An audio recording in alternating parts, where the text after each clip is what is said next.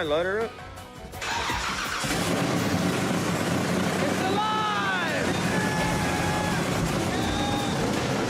Street Outlaws is a reality TV show produced by Pilgrim Media Group, which has been airing on Discovery Channel since 2013. It's one of the most popular automotive TV series, centered on the lively street racing scene in Oklahoma City.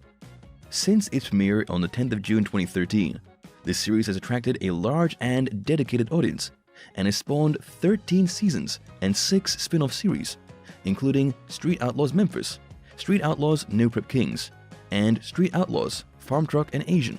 It has also inspired several video game titles, such as Street Outlaws The List and Street Outlaws 2 Winner Takes All, which have been released for consoles and PCs. The current cast of the main series consists of Sean Farmtruck Whitley, Jeff Asian Bonnet, Wayne D. Varley, Daddy Dave Comstock, and the rest of the famous 405 racing crew.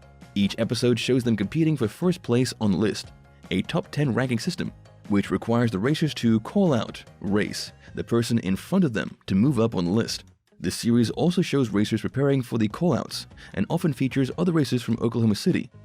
Every now and then, the 405 crew hosts so-called Cash Days, a bracket-style racing competition featuring the best racers from Oklahoma City, competing for a cash prize of up to $50,000.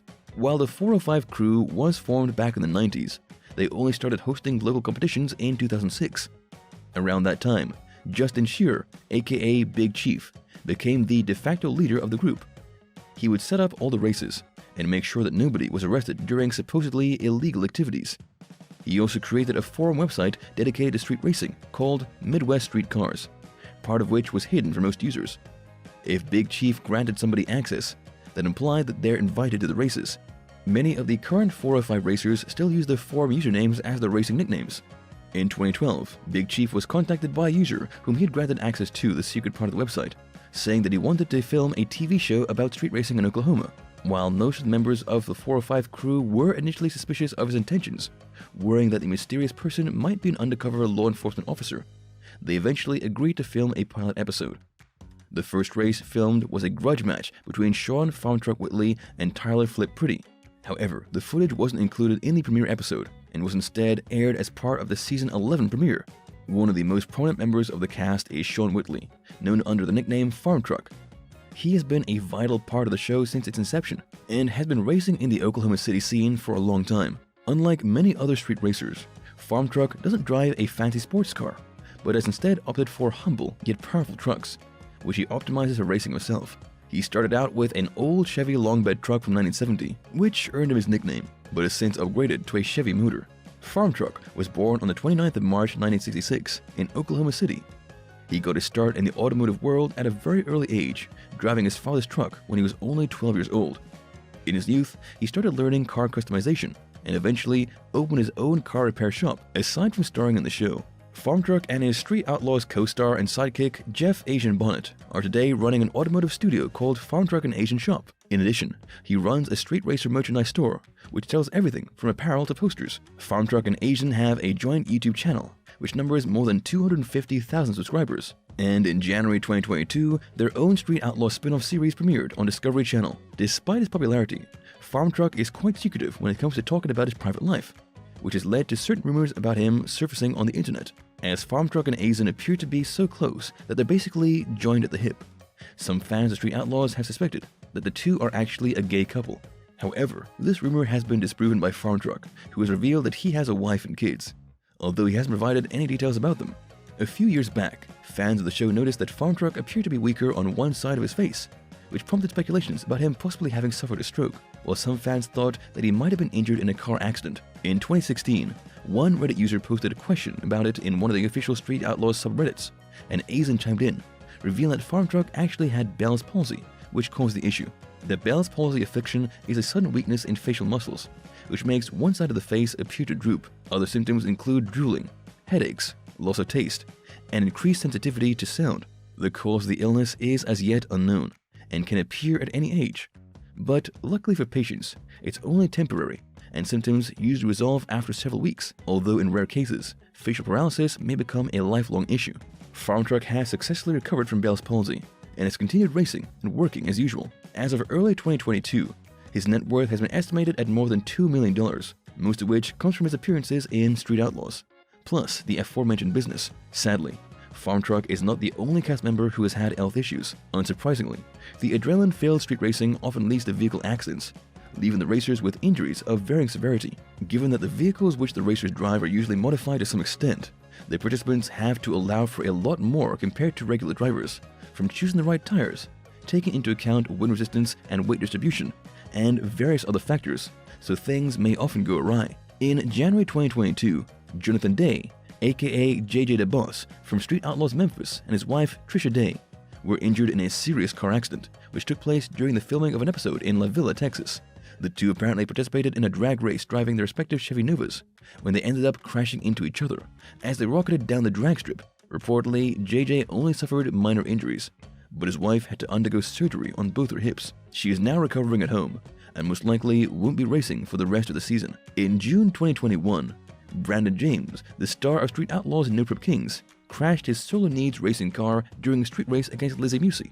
His car was totaled, but luckily Brandon was able to walk away with only a few bruises. However, he ended up being disqualified from America's list and was replaced by another driver. Less than a month later, Brandon's co-star Daddy Dave Comstock nearly destroyed his car in a high-speed crash at the South Motorsport Park in Oklahoma City. The crash happened during a Race Your Way In program, when Dave lost control of his vehicle, which hit a concrete barrier at full speed.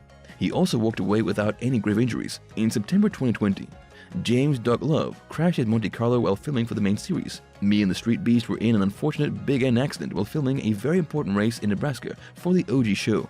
Car barrel rolled 5 or 6 times and even knocked 3 8 to 10-inch round cedar trees clean off the ground, he wrote in a Facebook post explaining the unfortunate situation. He also revealed that he didn't remember the crash, but was mostly fine, while voicing his disappointment with the fact that he had to rebuild his car. The Street Outlaws New Orleans star Shannon Poole was also involved in a serious accident earlier in the same year. Poole was taking the lead at the Gulfport Dragway's Fat Tuesday Mardi Gras blowout before his car lifted off the ground and crashed directly into the asphalt. A few moments later, the car's engine burst into flames, and Shannon was immediately evacuated from the scene. According to reports from the site, he was fully conscious following the accident and didn't suffer any major injuries. The crash prompted an online discussion, with many other Corvette owners confirming that they've also had their car lift off the ground while racing. A friend of mine had a 64 Vette years ago, got rid of it because he said the front got light at about 110 miles per hour. Guess he was right. One Facebook user wrote, in November 2015, Street Outlaws stars Big Chief and Chucky crashed into each other during filming, leaving both their cars totaled. Big Chief suffered serious injuries with multiple pulmonary contusions, a broken collarbone, and fractured L2 and L3 in his back, but has since made a full recovery.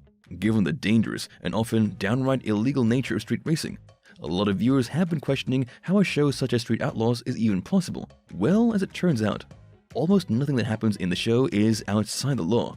Before any race takes place, the crew would ask for a permit from local officials and only proceed with racing if the permit is granted. During a race, the roads used are closed, and to keep things even safer, police officers usually drop by to check up on the racers.